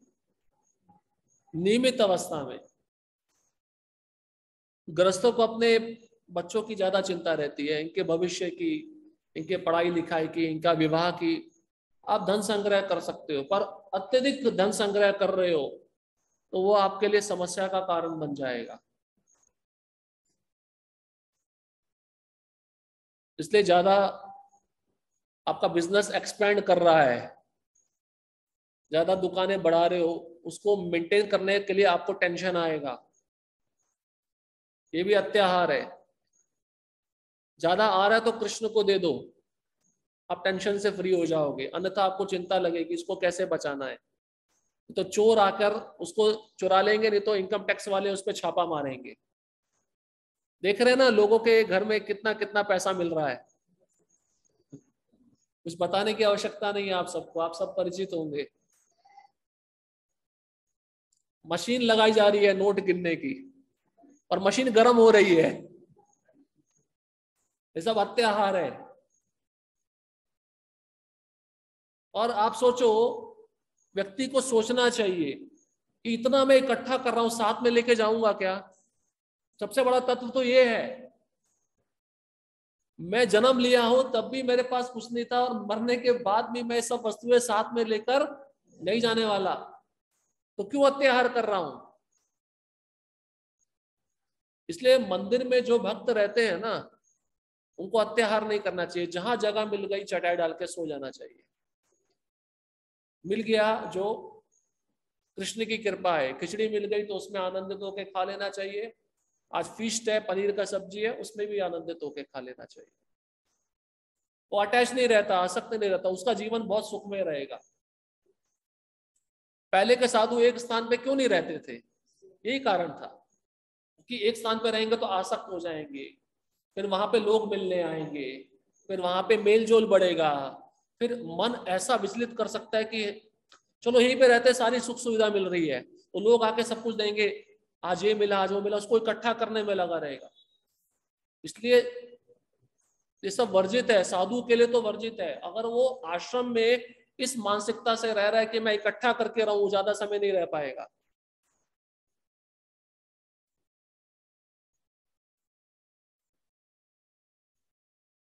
तो प्रभुपाद जी यहाँ पे अत्याहार के बारे में स्पष्ट बता दिए हैं। एक होता है युक्त आहार, एक होता है अत्याहार। युक्त आहार मतलब जितना आवश्यक है उतना ग्रहण करो, अत्याहार मतलब आवश्यकता से अधिक। इसलिए कहते हैं आपको एक टेबल बनाना चाहिए, नीड क्या आवश्यक है, और लग्जरी। लग्जरी मतलब ज्यादा, तो उसका टेबल बनाओ, उसमें देखो आपकी क्या क्या आवश्यकता है, उतना आप संग्रह करो। ये बिजनेस खोल लेना, इससे पैसा ज्यादा आ रहा है तो वो बिजनेस खोल लेना, मानसिक संतुलन एक दिन बिगड़ जाएगा पूरा।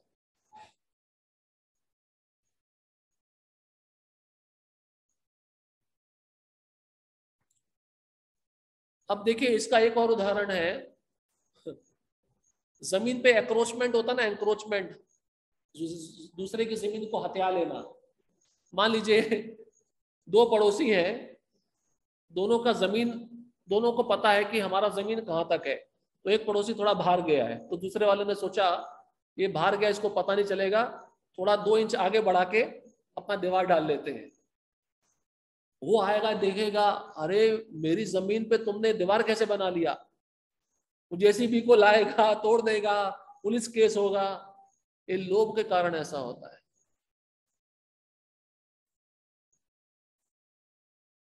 हमने पहले भी उदाहरण सुना हाथी का, शेर का।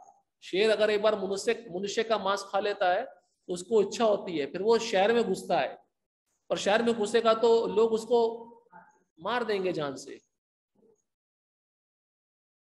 ये सब अत्याहार है।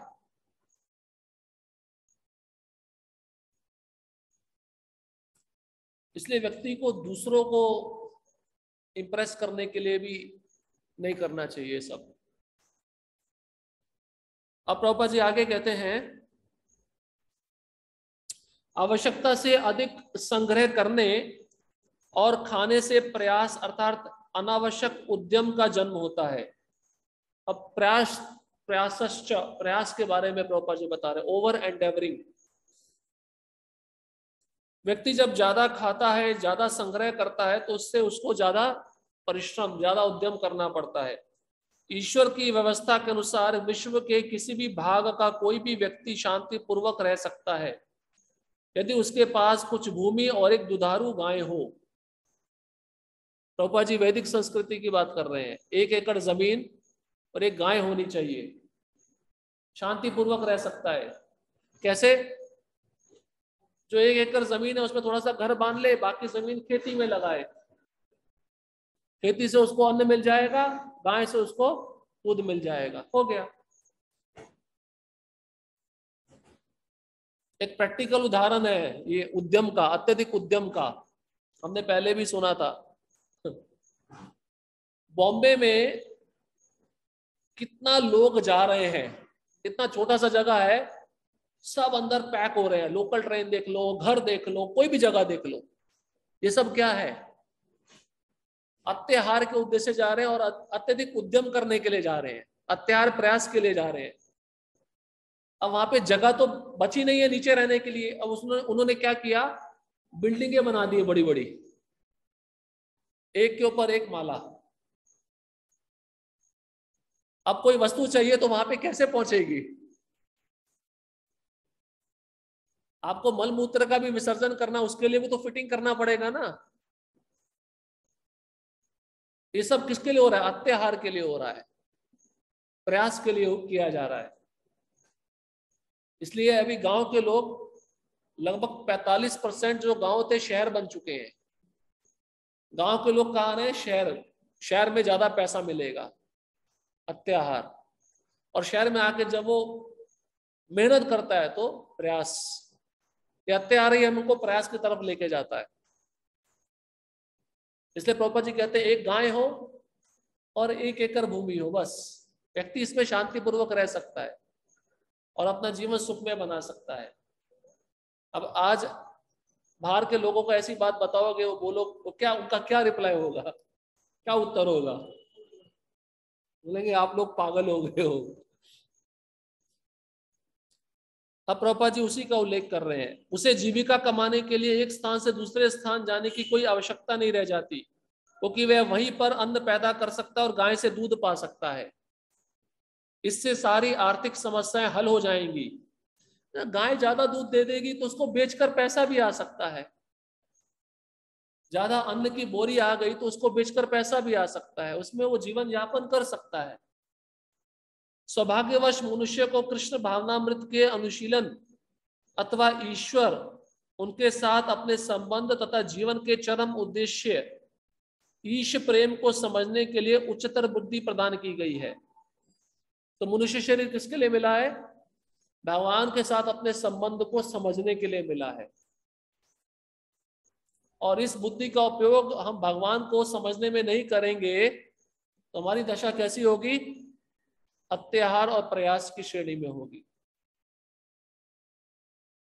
दुर्भाग्यवश तथा कथित सभ्य मनुष्य ईश्वर की अनुभूति की परवाह न करते हुए अपनी आवश्यकता से अधिक प्राप्त करने तथा जीव को तुष्ट करने के लिए केवल भोजन प्राप्ति के लिए बुद्धि का प्रयोग करता है। अब मनुष्य की दशा भी कैसी हो गई है? पशु के जैसी हो गई ना। पशु तो हर जगह देखता है कहाँ मुझे खाने को मिलेगा, तो मनुष्य भी किसके लिए प्रयास कर रहा है? खाने के लिए कर रहा है। तो मनुष्य और पशु में कुछ अंतर हुआ क्या? नहीं हुआ। ईश्वर की व्यवस्था के अनुसार सारे संसार में मनुष्यों के लिए दूध तथा अन्न के उत्पादन हेतु पर्याप्त अवकाश है, लेकिन तथाकथित बुद्धिमान मनुष्य अपनी उच्चतर बुद्धि को ईश्वर भावनामृत के अनुशीलन में न प्रयुक्त करके अपनी बुद्धि का उपयोग अनेक अनावश्यक तथा अनिश्चित वस्तुओं के उत्पादन में करता है। अब प्रभुपाद जी कहते हैं मनुष्य को जो बुद्धि दी है कृष्ण के साथ अपने संबंध को समझने के लिए दी गई है, उसको ना समझते हुए वह अपनी बुद्धि कहाँ लगा रहा है? ऐसी वस्तुओं का निर्माण कर रहा है जिसका कुछ भी संबंध मनुष्य के साथ नहीं है। क्या क्या निर्माण कर रहा है सुनिए। इस प्रकार फैक्ट्रियां, कसाई घर, वैशाल्य तथा मदिरालय खोले जाते हैं। यदि लोगों को अधिक सामान एकत्र ना करने, अधिक ना खाने या व्यर्थ की कृत्रिम सुविधाएं ना रखने के लिए कहा जाता है तो वह सोचते हैं कि उन्हें आदिम जीवन शैली की ओर लौटाया जा रहा है। सामान्यतः लोग सादा जीवन और उच्च विचार को स्वीकार नहीं करते, यही उनका दुर्भाग्य है। तो प्रभुपाद जी एक लेक्चर में कहते हैं जब पृथ्वी अन्न देना बंद कर देगी तो आप नट बोल्ट खाओगे? नट बोल्ट खा के जीवित रह पाओगे? फैक्ट्रियों में क्या बन रहा है? नट बोल्ट बन रहे हैं।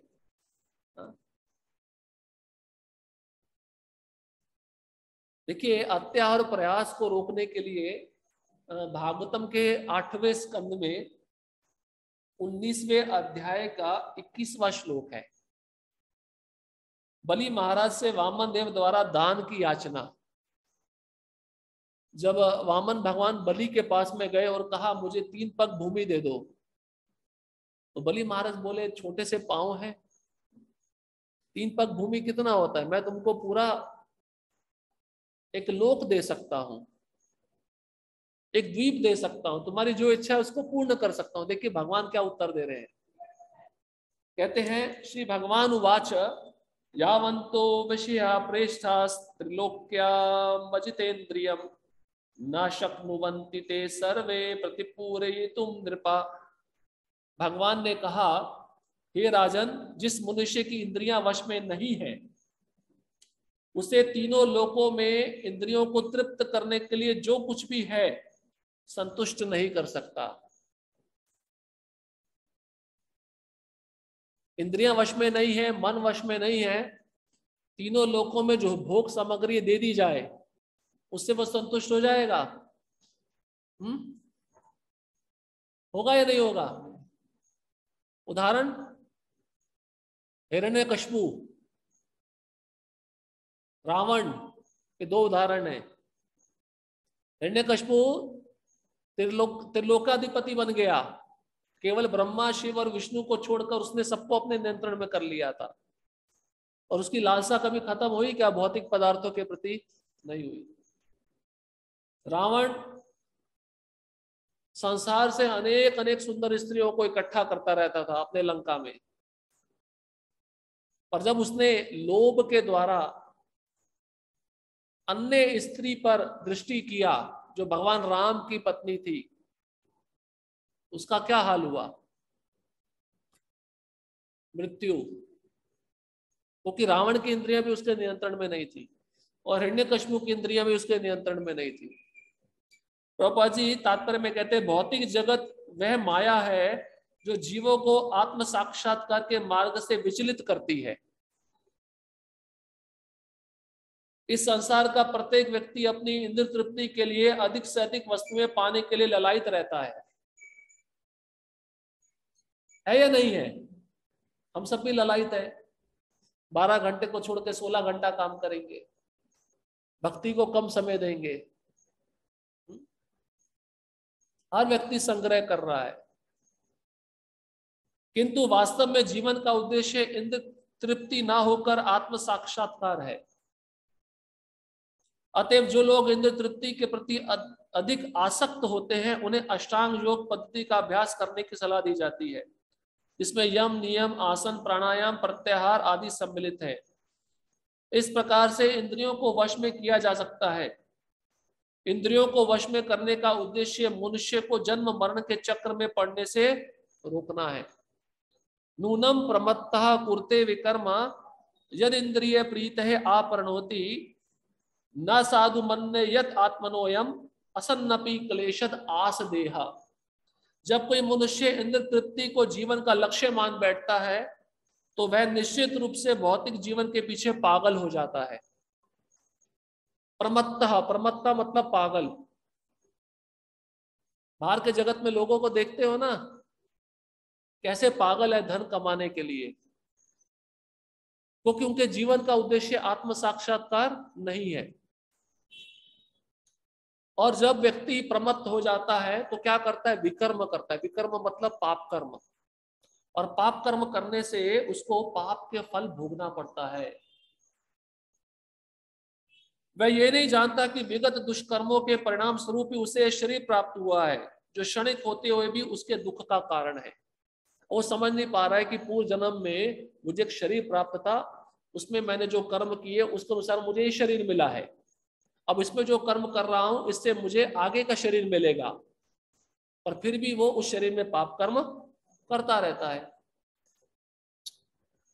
वास्तव में जीव को यह भौतिक शरीर नहीं ग्रहण करना चाहिए था,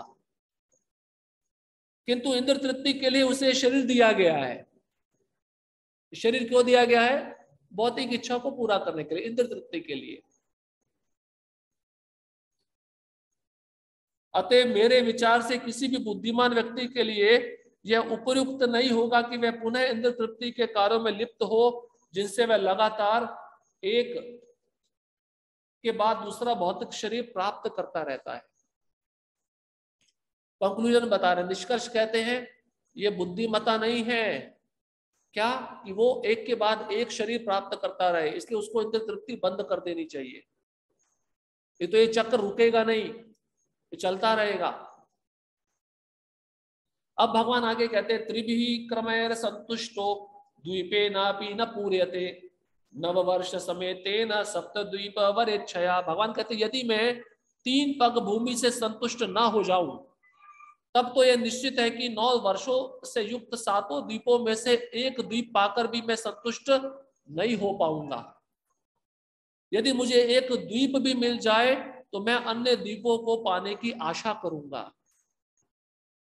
तो ब्राह्मण को ही नहीं, हर एक व्यक्ति को संतुष्ट रहना चाहिए। जहां संतुष्टि नहीं है वहां पे लोभ आएगा, लालच आएगा और उससे अत्याहार होगा, और अत्याहार अधिक करने से प्रयास होगा। ये चेन है, एक लिंक है।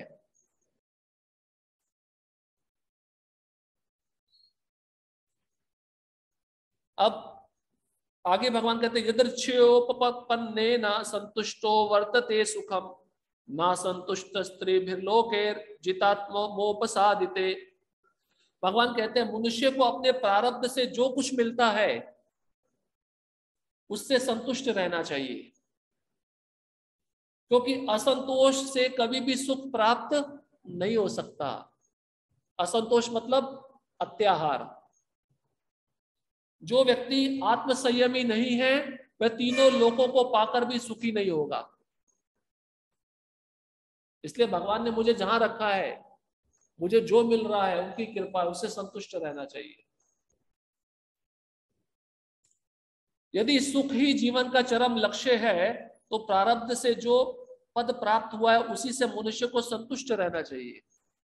प्रहलाद महाराज यही कहते हैं, जब आपके प्रारब्ध में दुख लिखा है तो आप दुख के लिए प्रयत्न करते हो क्या? दुख आ जाता है ना, ऐसे ही सुख भी आएगा, तो सुख के लिए प्रयत्न क्यों कर रहे हो? यही अत्याहार है।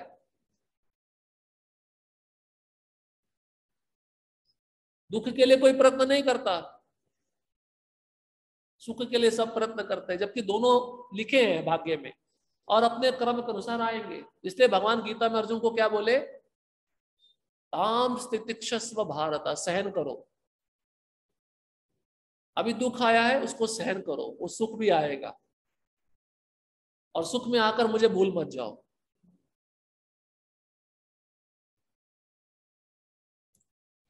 ब्राह्मण संस्कृति के अनुसार मनुष्य को बिना किसी विशेष प्रयास के जो प्राप्त हो जाए उसी से संतुष्ट रहना चाहिए, और आध्यात्मिक चेतना का अनुशीलन करना चाहिए, तभी वह सुखी होगा।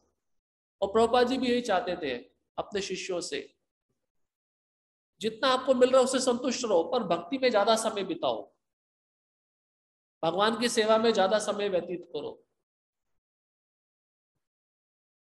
कृष्ण भावनामृत आंदोलन का प्रयोजन इसी ज्ञान का प्रसार करना है। जिन व्यक्तियों को वैज्ञानिक आध्यात्मिक ज्ञान नहीं होता वे भ्रमवश सोचते हैं कि कृष्ण भावनामृत आंदोलन के सदस्य भौतिक कार्यकलापों से दूर रहने का प्रयास करने वाले पलायनवादी हैं।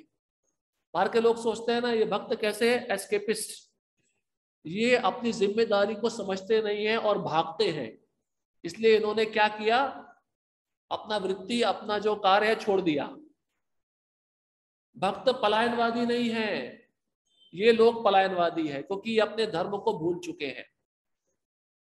जीव का असली स्वभाव क्या है? कृष्णेर नित्यदास। जब तक जीव इस अवस्था में नहीं आएगा तब तक उसको दुख भोगते रहना पड़ेगा, तब तक वो असंतुष्ट रहेगा।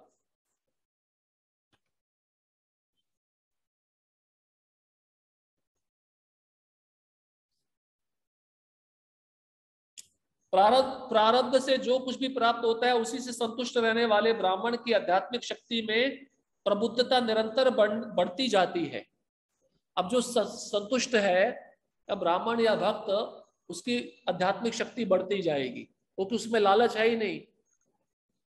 किंतु असंतुष्ट ब्राह्मण की आध्यात्मिक शक्ति उसी तरह क्षीण होती जाती है जिस प्रकार पानी छिड़कने से अग्नि की ज्वलन शक्ति घटती है। भगवान उदाहरण दे रहे हैं, जो ब्राह्मण, जो भक्त संतुष्ट नहीं है तो उसकी आध्यात्मिक शक्ति कम होती जाएगी। कैसे? ऐसे अग्नि जल रही है, आप उसमें पानी छिड़को तो अग्नि की भी ज्वलन शक्ति कम होती जाती है। इस प्रकार से अत्याहार बिल्कुल भी नहीं करना चाहिए।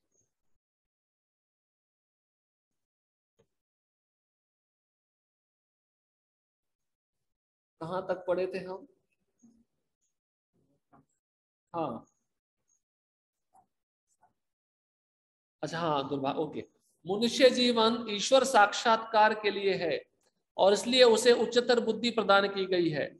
अतः जो लोग यह विश्वास करते हैं कि उच्चतर बुद्धि उच्चतर अवस्था प्राप्त करने के लिए है, तो उन्हें वैदिक ग्रंथों के आदेशों का पालन करना चाहिए। उच्चतर प्रमाणों से ऐसे आदेश ग्रहण करके मनुष्य पूर्ण ज्ञान प्राप्त कर सकता है और जीवन को सार्थक बना सकता है।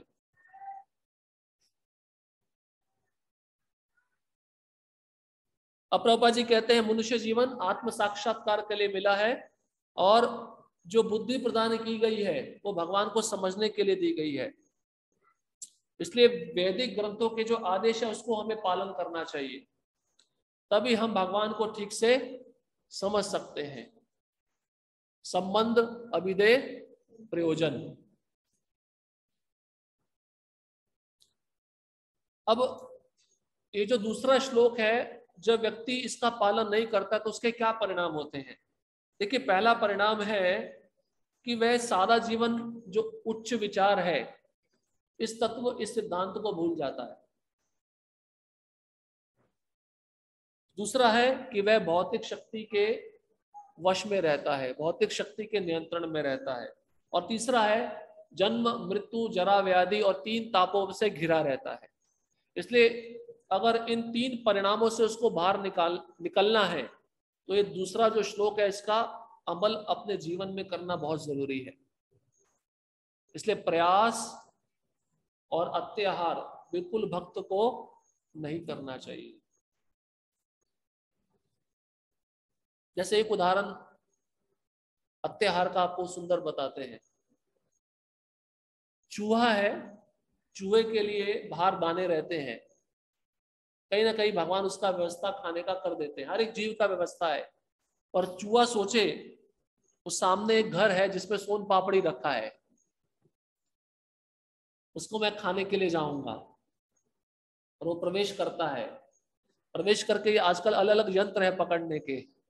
पहले तो थोड़ा पिंजरा होता था, अब पिंजरा नहीं रहा, क्योंकि व्यक्ति की मानसिकता और क्रूर हो गई है। एक पैड आता है, पैड चिपकने वाला, वो बेचारा उसमें पांव रखता है सोन पापड़ी खाने के लिए, चिपक जाता है और प्रयास करता है, छटपटाता है, पर नहीं निकल पाता और मर जाता है। किसके कारण? सोन पापड़ी के कारण। इसलिए अत्याहार बहुत वर्जित है।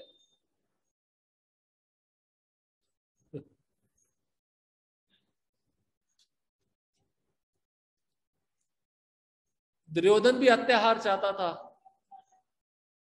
पूरा राज्य चाहता था, ये अत्याहार ही है।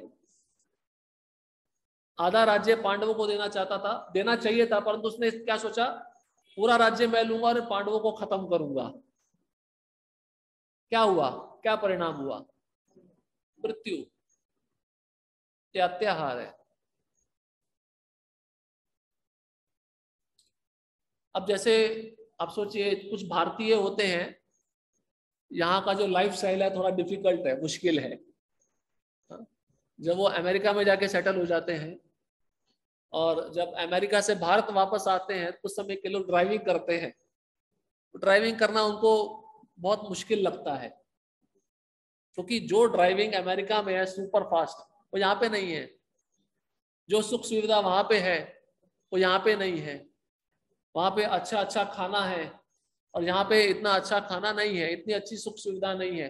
तो वह जो व्यक्ति था जो यहाँ को छोड़ के वहां गया, उसके प्रति आसक्त हो गया। तो वही अत्याहार का भाव वो यहाँ पे आकर चाहता है, उसको नहीं मिलता है, तो फिर वो वापस चला जाता है, ज्यादा समय नहीं रुकता है। इसका परिणाम क्या है? अगर भक्त अपना जीवन जितना सादा बनाएगा उतना वो सुखी रहेगा।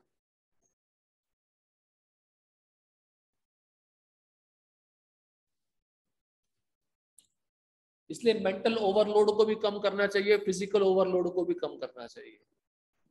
फिजिकल ओवरलोड क्या है? प्रयास,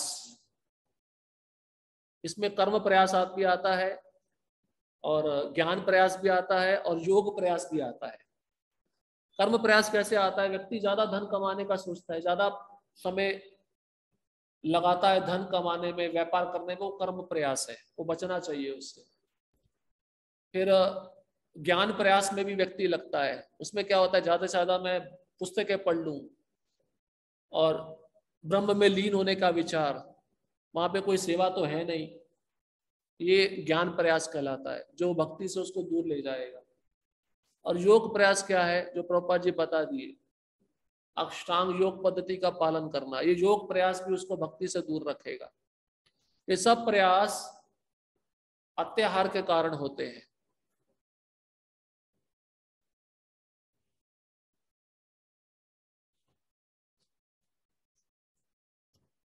इसलिए कृष्ण ने हमारे लिए जो नियत किया है उसको हमें उसी दायरे में रह के स्वीकार करना चाहिए।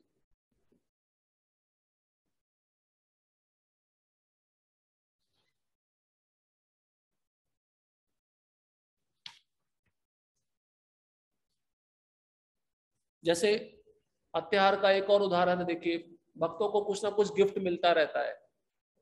कई बार एक वस्तु बहुत बार मिल जाती है, गृहस्थ भक्त लाकर मंदिर में रहने वाले भक्तों को कुछ ना कुछ देते रहते हैं, तो उसको अपने पास नहीं रखना चाहिए ज्यादा समय, उसको बांट देना चाहिए।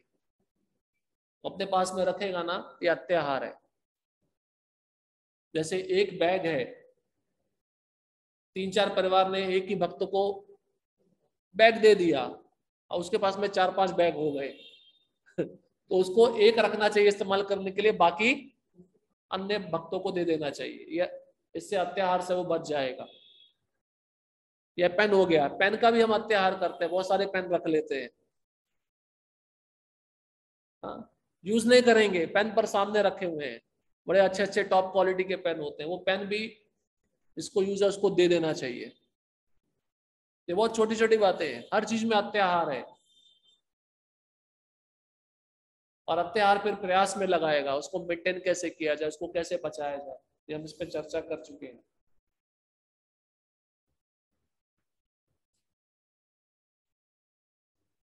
भक्तों के उदाहरण से सीखना चाहिए, जो भक्त अत्याहार प्रयास नहीं करते। बहुत अच्छा उदाहरण है, कोला बेचा श्रीधर। देखिए इतने गरीब थे वे, ये भक्त, आप जानते हैं केले के पत्ते बेचकर कमाते थे, और 1 रुपया कमाते थे तो 50 पैसा गंगा माता की सेवा में लगाते थे। और जब महाप्रभु इनके पास में आते थे, 2 घंटा झगड़ा करते थे, और कम करो पैसा, तुम बहुत पैसा लगा रहे हो, ये भी झगड़ा करते थे। पर जब महाप्रभु इनके घर में जाते थे तो इनके घर के ऊपर जो छत है वो नहीं था, उसमें से जब वर्षा होती थी पानी गिरता रहता था, उसमें बैठ के वो रात भर जप करते थे, पर संतुष्ट थे। तो एक बार जब महाप्रभु ने महाप्रकाश लीला करी, उसमें सब भक्तों को उनकी इच्छा के अनुसार वरदान दिए, तो श्रीधर खोला बेचा का नंबर आया। महाप्रभु बोले, श्रीधर मैं तुमसे बहुत प्रसन्न हूं, क्या चाहते हो, तुमको अष्ट सिद्धि दूं? नहीं नहीं, मुझे नहीं चाहिए। तुमको भौतिक ऐश्वर्य दूं? नहीं, मुझे वो भी नहीं चाहिए। तुम्हें कोई सुंदर स्त्री की आवश्यकता है? नहीं, मुझे वो भी नहीं चाहिए। क्या चाहते हो? क्या मांगा उन्होंने कि आप जैसे रोज मेरी दुकान में आके 2 घंटा झगड़ते हो, वैसे आके रोज झगड़ा करो मेरे साथ, मैं आपसे कुछ नहीं चाहता। ये श्रीधर खोला बेचा का उदाहरण है। क्यों? क्योंकि वो भक्त भगवान के संपर्क में, इससे संतुष्ट है। दूसरा उदाहरण है सुदामा। देखिए सुदामा की इच्छा नहीं थी जाने की कृष्ण के पास, उनकी पत्नी ने जबरदस्ती भेजा। भागवतम पढ़िए, अरे कृष्ण द्वारकाधीश है, उनके पास जाओ तो सही, मांगना मत। तुम्हारी उसकी उनकी पत्नी के मन में क्या इच्छा थी कि इनकी अवस्था देखते ही कृष्ण को कुछ ना कुछ देंगे, इसलिए इनको जाना जरूरी है। फिर सुदामा विचार करने लगे, नहीं नहीं, वो जाना ठीक नहीं है, मेरी अवस्था कैसी है और जैसा मुझे रखा है उसमें मैं संतुष्ट हूं। भागवतम में वर्णन है, उनके शरीर की नसें दिखती थी, मांस खत्म हो चुका था, और शरीर पे वस्त्र जो थे पूरे फट चुके थे, खाने के लिए नहीं था, और पाँव में चप्पल नहीं था। और जब भगवान ने उसको उस दशा को देखा, भगवान की आंखों में आंसू आ गए। और बताया जाता है उस समय भगवान भी यही उपदेश दिए, जो ब्राह्मण संतुष्ट रहता है, जो अभी हमने सुना, तो उसके अंदर कभी भी लोभ पैदा नहीं होगा और वो मेरी भक्ति में निरंतर लगा रहेगा। तो भगवान जब देखे ये आए तो है मेरे पास में, पर मुझे कुछ ना कुछ इनको देना चाहिए। भगवान ने कैसे उनको ऐश्वर्य दिया? उन्होंने मांगा नहीं था। भगवान ने जो चिवड़ा खाया उनका, जो सूखा था, बिल्कुल सूखा, भगवान ने उसको ग्रहण किया। भगवान बोले कि इससे अच्छा पदार्थ मैंने आज तक अपने जीवन में नहीं खाया। मुझे भक्त 56 भोग लगाते हैं, मुझे अच्छा नहीं लगता, पर ये पदार्थ मुझे ज्यादा अच्छा लगा। और जाते समय वो सोच रहे थे अच्छा है मैंने नहीं मांगा, अच्छा हुआ। और उनको पता नहीं था कृष्ण तो अंतर्यामी है, सब जानते हैं, सब कुछ दे दिया था, ऐश्वर्य दे दिया था। पर कहने का तात्पर्य है सुदामा को जिस स्थिति में भगवान ने रखा था उसमें वो संतुष्ट थे। उन्होंने याचना नहीं की भगवान से कि मुझे दे दो, ये शुद्ध भक्ति है। इसलिए उनके पास ना अत्याहार था ना प्रयास था।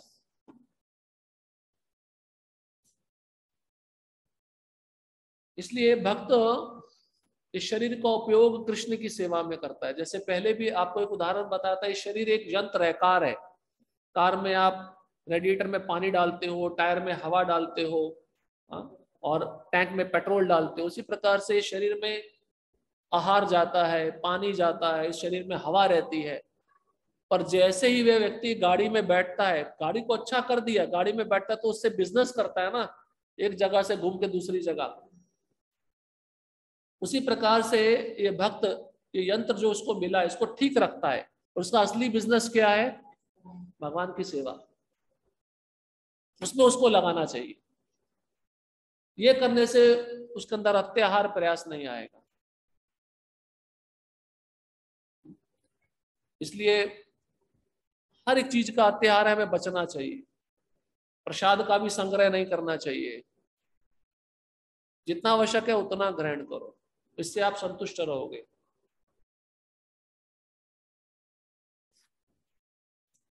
ठीक है, आज यहीं पे समाप्त करते हैं। थोड़ा सा प्रभुपाद जी अत्याहार के बारे में और बताया, उसको हम कल चर्चा करेंगे। और फिर कल प्रजल्प और नियमाग्रह पे चर्चा होगी। प्रजल्प मतलब व्यर्थ की बातें करना, और नियमाग्रह मतलब दिखावे के लिए नियमों का पालन करना या नियमों का पालन नहीं करना, अपने मनमाने ढंग से कार्य करना। ठीक है। हरे कृष्णा कृष्णा कृष्णा हरे हरे, हरे राम राम राम हरे हरे।